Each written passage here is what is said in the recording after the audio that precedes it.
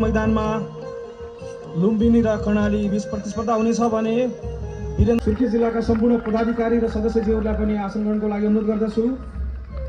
कर्णाली प्रदेश क्रिकेट संघका सदस्यहरू श्री गण्डकीले प्रतिस्पर्धा गर्दा बागमती र मधेस तथा कोशी र कर्णाली बीच प्रतिस्पर्धा हुनेछ। फर्मेटको राष्ट्रिय प्रतियोगिताको समुद्घाटन समारोहको प्रत्यक्ष प्रसारण र औपचारिक समुद्घाटन समारोहको क्रममा छौं हामी। यसै क्रममा यस प्रतियोगिता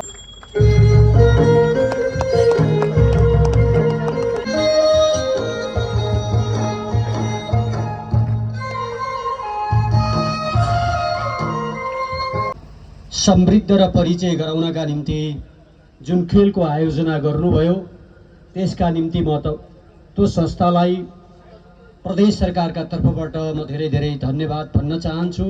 योभन्दा अगाडि पनि तपाईहरुले यस्ता गतिविधिहरू गरिरहनु भएको अवस्था छ।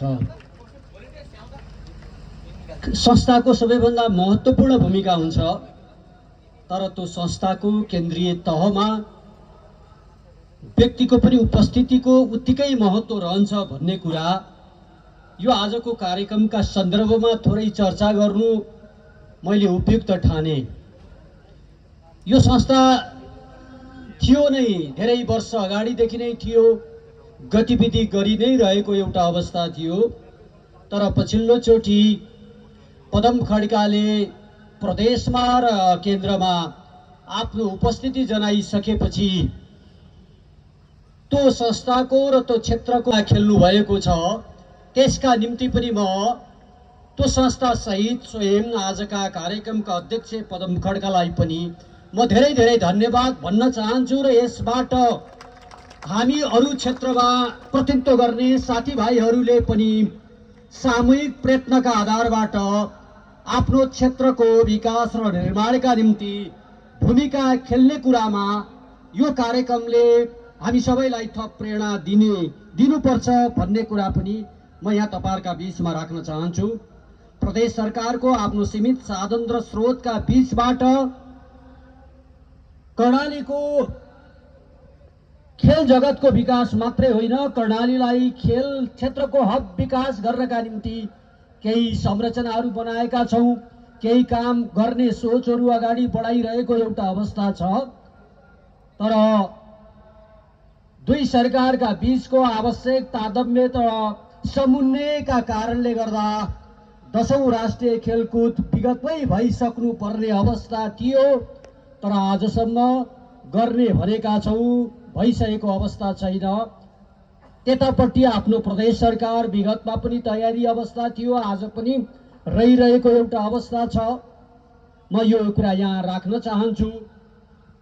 प्रदेश सरकारका आफ्ना सीमित साधन र स्रोत छन्, त्यसबाट खेल क्षेत्रको उच्च प्राथमिकताका साथ हामीले केही काम गरेका छौं। आगामी दिनमा पनि ती कामलाई निरन्तरता दिन चाहन्छौं। आज जुन ठाउँमा खेल भइरहेको छ यो आफैमा अस्थायी संरचना हो। एकपछि अर्को युवा तन्नेरीहरूको रुचि बढेको अरू खेल पनि छन्, तर क्रिकेटको संख्या उल्लेखनीय रूपमा अगाडि बढेको अवस्था छ। स्थायी रूपमा त्यो संरचना निर्माण गर्ने कुरामा पनि हाम्रो ध्यान गएको छ।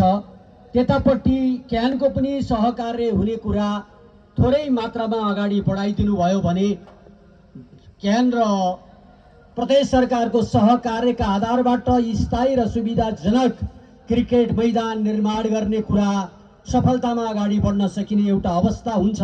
त्यतापट्टि हाम्रो त ध्यान गएकै छ, तर म फेरि पनि भन्न चाहन्छु हाम्रो साधन र स्रोत थोरै छ।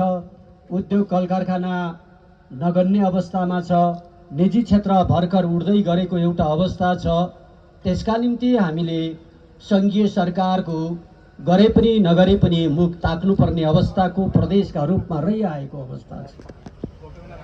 अक्षरमा त कर्णाली प्रदेश बजेट आउँदा, तर अङ्क आइपुग्दा टिट लाग्दै अवस्था छ।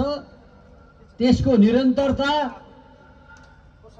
अहिलेको संघीय सरकारले ल्याएको बजेटमा पनि त्यही निरन्तरता देखा पर्यो। हामी सबैले अझै महसुस गराएर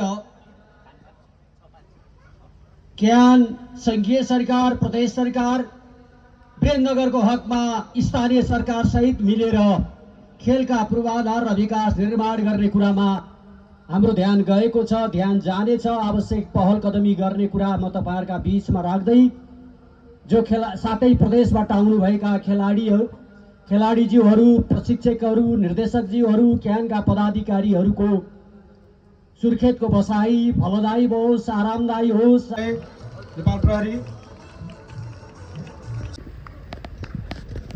हौसला मनोबल अभिवृद्धि गर्दै उहाँलाई जितका लागि प्रेरित गरिराख्नु भएको छ।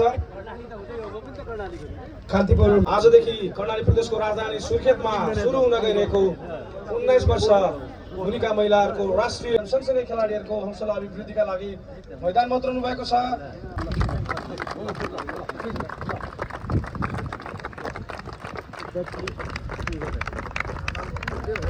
प्रतियोगिता